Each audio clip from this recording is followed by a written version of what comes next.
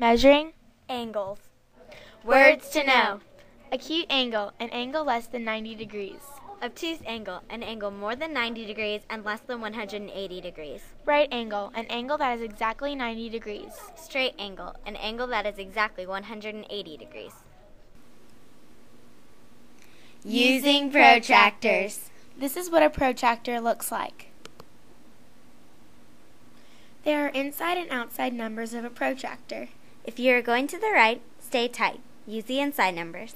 If you are going to the left, stay loose. Use the outside numbers. After you are lined up, count up to the other ray of the angle. Practice. Can you figure out the measure of these angles? Well, the first one would be 60 degrees. It's acute. Use the inside numbers to count all the way to the 60-degree mark. The next one is also acute. It is 80 degrees. Use the outside numbers to count all the way to 80 degrees. The next one, you got it, it's a right angle. Count all the way up to 90 degrees. The next one is a straight angle. Use the outside numbers and count to 180 degrees. Oh no! What if you need to measure an angle, but the bottom line is not zeroed? You need to subtract.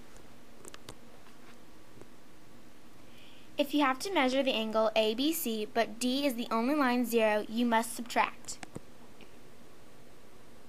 Subtract the measure of CBD from the measure of ABD, and you'll get the measure of ABC.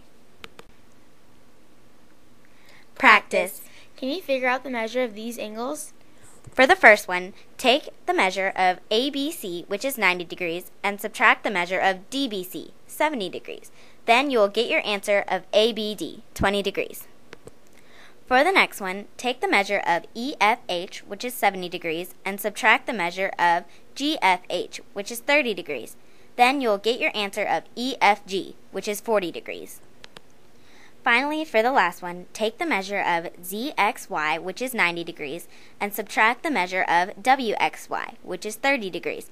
You will get your answer of ZXW, 60 degrees. Why do we need to know this? Because angles are everywhere. On clocks, On pizzas, and even on a door. So be smart and know your angles.